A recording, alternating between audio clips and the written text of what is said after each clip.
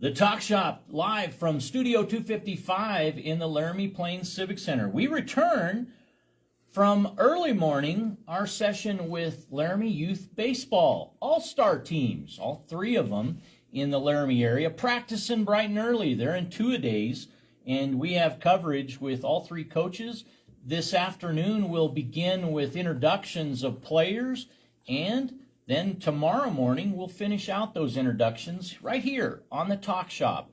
And this program brought to you in part by H&R Block, Perkins Restaurant and Bakery, Laramie Range Ford, and I-80 Towing and Automotive Services. They're located at 3830 Cherrywood Loop East, just south of the Port of Entry in Laramie, Wyoming. Serving Elk Mountain, Cheyenne, and Laramie, with offices in each of those three areas. You know, nobody likes automotive trouble, but when you have it, it's really comforting to know I-80 Towing can be there for you in minutes. 307-742-6329. That's 742-6329 for I-80 Towing. And good morning, Mark Armstrong. Good morning, Eric. How are you? Welcome back to the show, stranger. Hey, living life, man. It's been, I think, back to October, perhaps, maybe January since we saw you. It's been a day. So today, July 1st, can you believe we're 7 in to this 2025 year? It is. It's You have 4th of July is coming up. You've got the hat of the season on top of your skull today. Yeah. Good to have you. Good to have you in Studio 255. Horses are missing me this morning. I would, one of the most interesting things for the Talk Shop following in 2024 was how receptive are our elected officials and our government to the public. How responsive are they to constituents? And do they care about public comment? Do they want public feedback? And if so, from who or whom? And do they want it from everybody at all times? And as I follow some of these things, there'll be today's Tuesday, and at 9:30 there'll be an Albany County Commissioner meeting.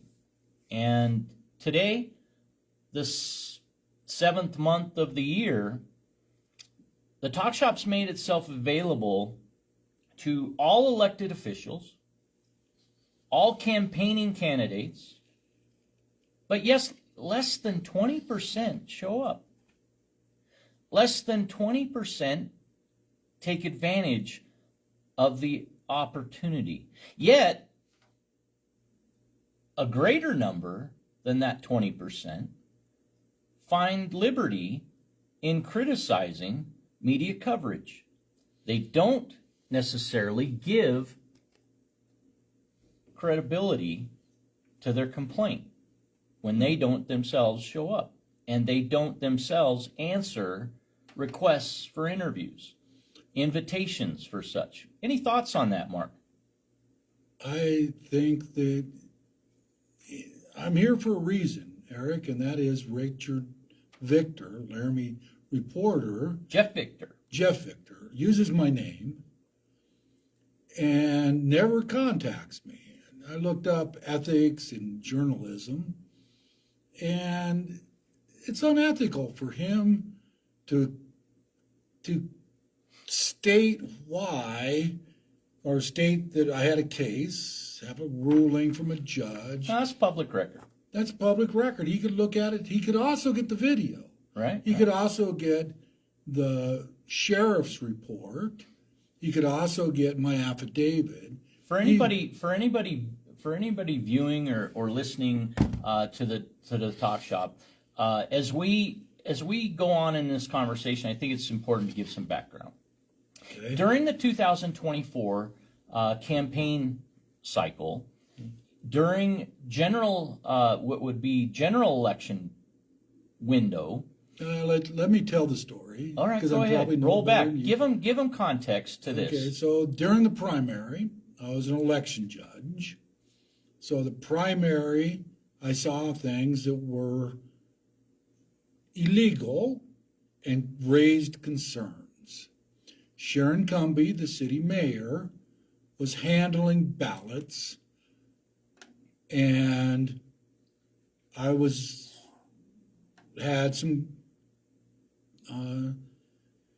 observations that appeared to be violations of the law.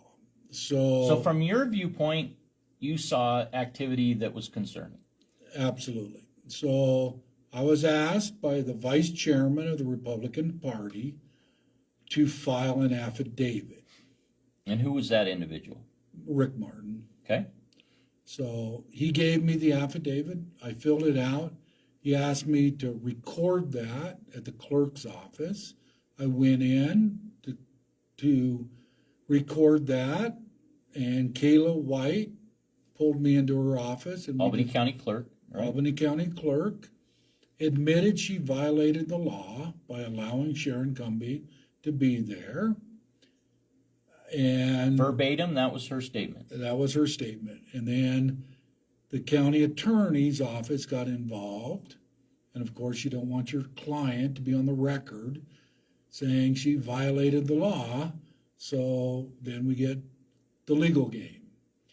And I get pulled into Aaron Alpelhans's office, where I'm completely open and honest with him. I stand by my affidavit. I let him look at my phone, let him look at pictures on my phone. You were actually an employee of the county serving if you want to call it that. As a judge, right? Yeah, there's some stipend or some, right. Well, to get paid to. When you do a service and you get paid for that, that's called a job for some of us. Yeah. So anyway, you're called into Sheriff Appelhan's office. And he then writes a report. And it was the minute I stepped into the interrogation room, which I brought an attorney with me. Why'd you do that? Because what would you feel was necessary to have an attorney? The attorney for the state committee, Brian Schuck, said you need to bring an attorney. Oh, you were advised. Gotcha. I was advised by the county or the state party's attorney. Were you happy for that wisdom in retrospect? Absolutely. I would have been in jail if I wasn't. Why you say you've been in jail? What wrong did you do? Nothing. I did nothing wrong. Well, how could you be in jail if you didn't do anything wrong? It's politics. They wanted to charge me with false report. Oh, okay. All right. That was what was looming. I didn't say I didn't lie. I didn't file a false report. And you were not alone in filing that. Similar report was filed by another right, judge. And that went to the Chuck Gray, the Secretary of State. Okay. He's aware of this. So what action was taken by Gray's office? And it's disappointing. I have other avenues I will proceed with, but I'm here because Victor wrote what would be considered almost defamation. It steps really close to that line. And for anybody that might have access to Laramie Reporter, Jeff Victor is the writer operator of Laramie Reporter, and having had conversation with Jeff Victor myself with respect to the talk shop, I've invited Jeff Victor to the show. As of this date, he has not accepted a scheduled date going forward, but I had opportunity to compliment Jeff in that he had moderated a Albany County Legislative Town Hall at the Laramie High School. I appreciated the fact that he brought 5 of 6 elected officials from the legislators to one panel, and even for an hour and a half, to have all of those individuals in the same place at the same time. Gary Crum, Chris Rothfuss, the Carly Provenza, Ken Chestick, and Trey Sherwood. The only one absent was Ocean Andrew. Right. And I appreciated having tried diligently with invitations in writing, verbally, and repeatedly doing so. I've made that offer to all of them. Only a select few actually even respond to it. Now, getting back to your situation, the Laramie Reporter summarized in a written piece this last week, summarized select litigation Right. that had involved government and local interests. Left out Grace Smith. And there were others that I would have selected to represent, but giving due credit to the Laramie Reporter, it was a selection of Jeff Victor's choice, not necessarily yours or mine. And in that, one of the ones that was mentioned was Mark Armstrong's FOIA Armstrong request. So versus White. go back to the So go back to the Appelhans fall. writes a report, says it's that and he has access to the videos from the room. He could have looked at those, and he did look at those. He testified, and then he writes a report. The county attorney does not charge me with false report because I said nothing that was false. Sharon Cumbie did handle ballots, and so I asked for You the were video. read your rights, weren't you? First thing he did Were was you Mirandized? he wanted me to sign a Miranda. I said no Okay. because I wasn't being charged. I wasn't under investigation, in my opinion. And your attorney advised you. He said if they want to charge you or they want to investigate you, then and only then do you have to sign that. And I Okay. said that's All right. what we'll do. Moving So, forward. so I become the suspect of the investigation, and everybody that was interviewed after me says that's what I was. It wasn't that Sharon Cumbie was the suspect of the investigation, and so to prove my innocence, I asked for the video of the room. We go to the ombudsman. The ombudsman says the only way you're going to get the video is to sue them. I was going to say, you weren't given that, you make that request on what date? October 8th? No, that request was before I left in the end of October. I'd made that request. Okay. I hired counsel.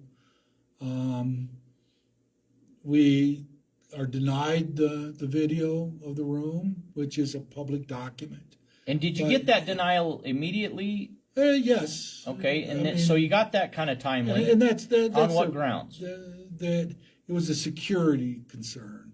Okay. And anybody that knows that you can walk in, anytime there's voting, you can walk in and walk around that place, knows there's no video that's going to compromise the security of the building. But fairly speaking, from a citizen standpoint, to have public officials uphold the privacy, perhaps, of individuals might be a good thing, could be a good thing, and in this case, that's what they landed on moving forward. No, they landed on it's a security problem that Right. it would jeopardize the security Oh, the system security.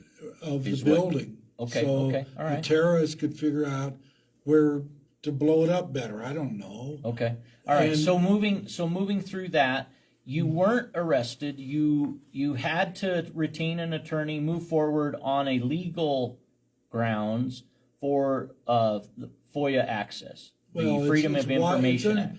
FOIA is a federal action. This is a state action. So it's the Wyoming Public Records Act, Very good. which is, and I've asked for a modification to that. So under FOIA, the Freedom of Information Act, there's guidance on whether or not you get reimbursed, and I'll get to that. But The judge heard testimony that this is a security concern. And then he got the video and reviewed it himself. And then he ordered the clerk to give it to me, saying, having received pleadings in the case, testimony, arguments presented at the hearing itself, and conducted an in-camera review of the record at issue, the court finds that the record should be disclosed, and the defendant being Kayla White, county clerk, erred in denying plaintiff's request. So I get the video, and not only do I see everything that I claimed on the affidavit, everything. There isn't one false statement in there other than I misquoted the law. I'm not a lawyer. It's actually Secretary of State's rules that say if you're on the ballot, you don't get to handle ballots. But it's also Stalin.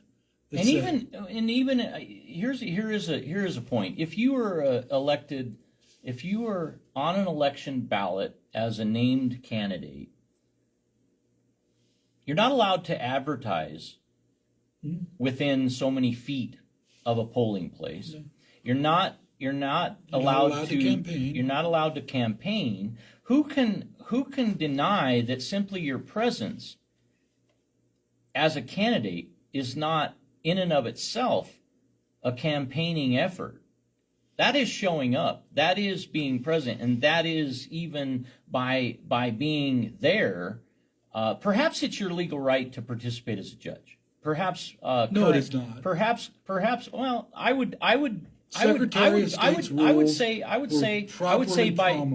disagree in part, Mark, because in that it is okay, that it is legally permitted, perhaps argue one way or another. But let's just say, for say's sake, you could be that we say it's okay that you could do it. But here's the real litmus test for me: should you? And my answer to that is, I wouldn't be anywhere near the polling place because of the suspect that is generally out there. I wouldn't want any doubt. I wouldn't want any contention that I was campaigning. I wouldn't want anything that I had influenced the ballot beyond my vote, beyond my own personal vote. Now, that's my own personal opinion, right? That's my right. That's your right. And it's more than campaigning. You get to handle the ballot. All you would have to do was scratch it before it went into the machine to get counted and make it your ballot instead of somebody else, or spoil ballots, or you just it's I think Chapter 2 at 13A under the Secretary's rules, which were properly promulgated, which make them law, and therefore it's illegal. So it's a violation of law, but it's worse than that, Eric. So I get the video. You did get the video. When did you get the video? You made the request in October. When did you get the review, the opportunity to review? Okay, so this order was January 21st. Okay. I went in on the 22nd. Nobody was there. There was legislation, so Kayla wasn't in the office. And then I went in on the 23rd, and then I'm about ready to go to the court and say I can't get the video because they're avoiding me. By January 28th, had you gotten it? I had the video. Probably the 24th. What'd you find on the video? Oh, it's. Was it beginning to end without any stops, without any blackouts, without any editing possibly done? I'm going to say that a clerk would not tamper with a video. Okay. That a judge has ordered to be given, and the judge has seen. But 5 o'clock in the morning, 5:01. 5 o'clock. What'd you find at 5:01? Stacey Harvey has a key.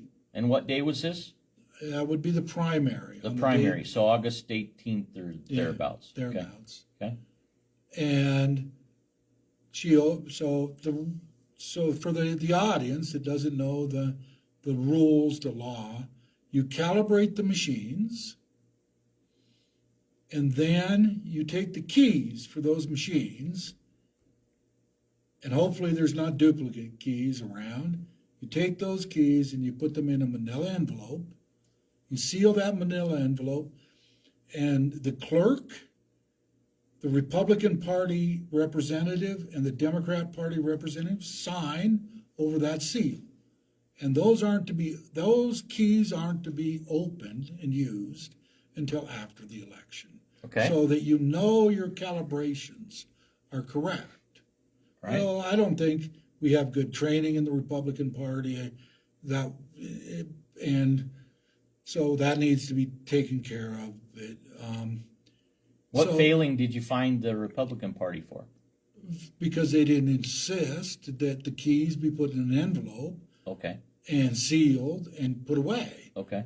So at 5 o'clock in the morning, Stacey Harvey opens, and I have it on my Facebook page now. Okay. If you want to see it, I'll show it to you. I'll show it to you, your Yeah, audience. we'll make a link to it available in the comments of this Okay. video. So at 5 o'clock in the morning, two people that I don't know are there, and Stacey Harvey opens the machine with a key, pulls it out, and appears to take something out of the back of the machine and put something different, an SD card probably kind of deal, in the back.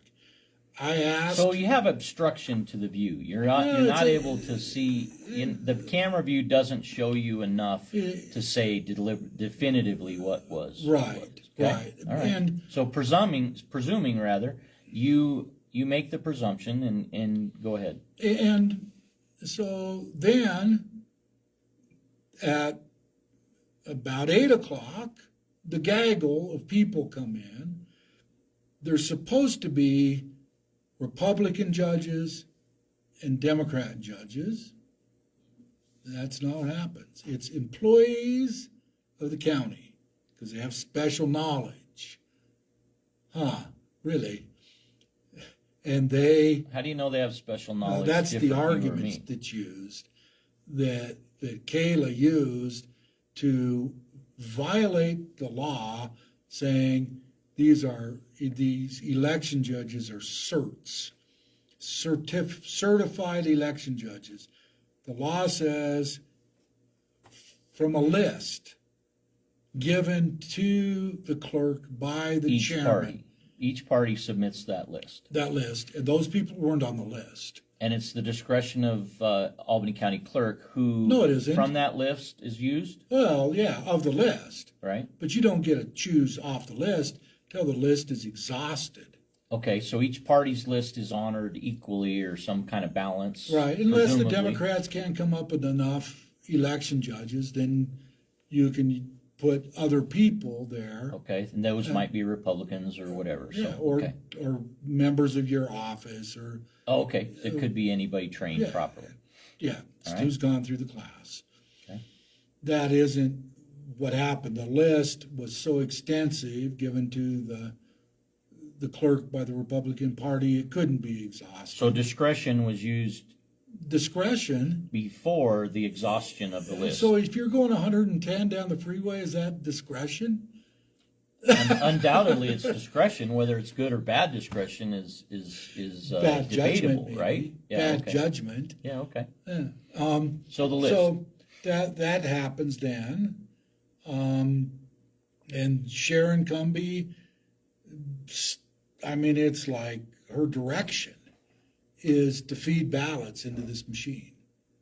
And I've been very busy. I've got a company to run. I've got an oil and gas play I've got to do. I've got grandkids. I got kids. I haven't done the seals on the machine. I'll get to it though. And so, Opportunity in 2024, as this was developing, was made an invitation extended to all named parties to this matter, that they had the opportunity to speak candidly and openly with respect to the matter with the the talk shop. And as we do this, I just want to make that reminder. I had conversation with Sharon Cumby during the development of this. It was deemed by her statement as an ongoing matter of investigation. She was not going to make a comment. She was not going to participate on the talk shop. Since the deliberation issued on January 21st, that invitation has not been withdrawn. That remains open to Sharon Cumby, current mayor, appointed by eight others of her peers on city council for 2025. So that's her opportunity if she'd like to. There are those that say the matter's dead. What do you say with respect to the matter being dead? Why do you not let this go, Mark Armstrong? Why is this? You know, it's the mission of the talk shop that no one is isolated. Not one individual will be disenfranchised or be disillusioned from our community. So you have a microphone, you have a voice, as do every one of the citizens of Albany County and Wyoming. So your opportunity is today. Why do you not let this go? Well, I think government and governance should be transparent. And when you violate the law, when you do things behind closed doors, when you when you don't give public records request out timely, they're not just timely in a way that is judicial and gives confidence to the citizens that they know what is going on with their government. You know, property taxes are one thing, and so is election integrity. And if you don't have a fair election, you don't have an election. You know. How do you feel for your neighbors, your friends, the community at large? Can everybody afford to make a $5,000, $10,000 retainer for an attorney? Is an attorney even necessary?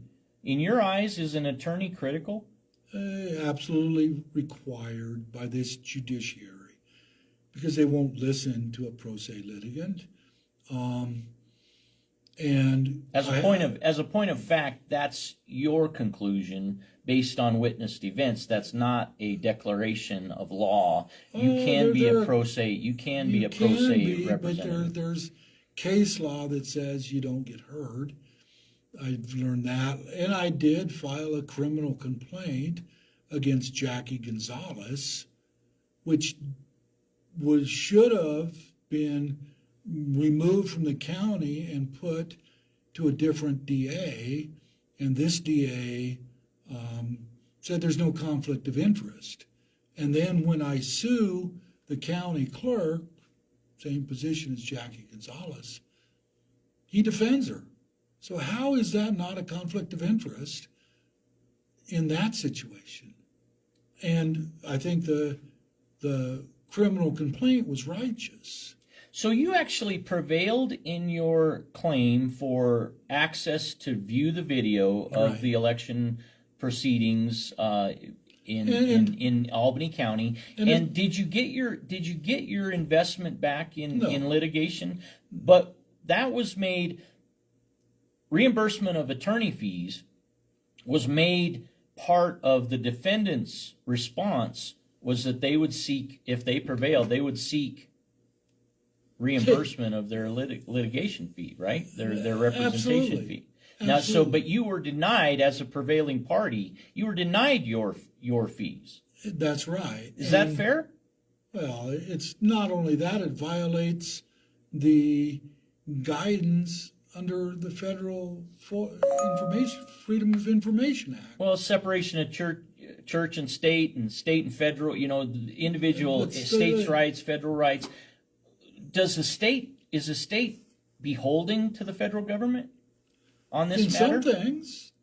In some things they are. So Wyoming Public Records Act mimics the Freedom of Information Act. It's not called the same thing.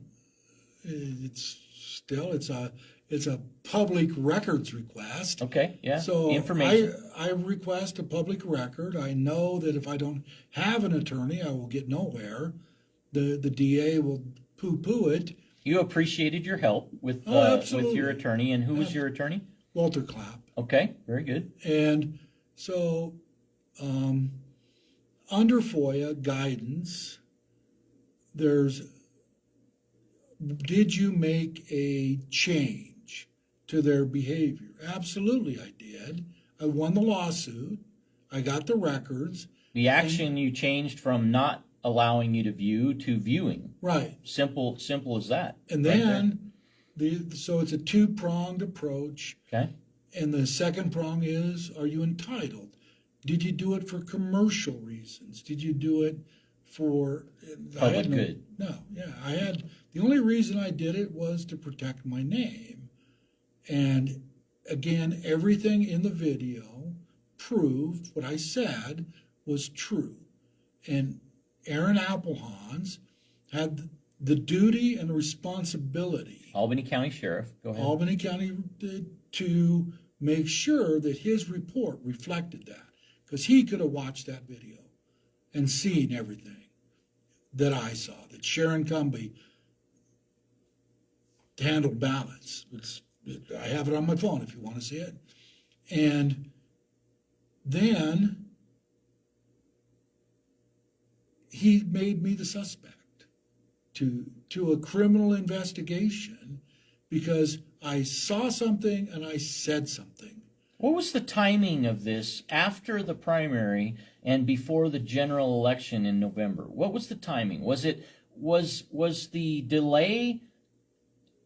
Did the delay promote? Could it be presumed that the delay of 30 days, 29 days, from your request to the ultimate denial, and which forced you to go to court and proceed legally further, forcing this to come to a decision just January 21st of 2024, that's after the November election, general election, right? So therefore, all the results come in and, well, if they delay beyond the election, then they're happy, right? They being the elected people involved or the campaigning people involved, they're happy because the results are in.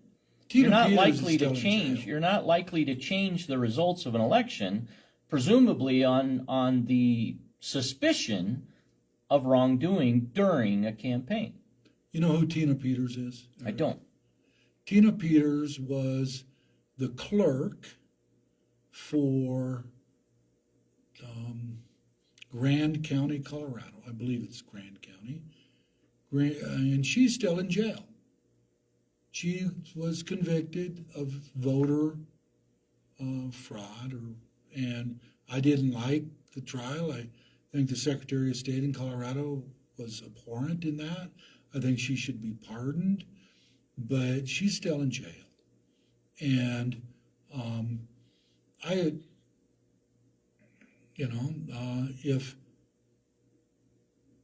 if I could get the Secretary of State or the governor, I talked to both of them last week about this.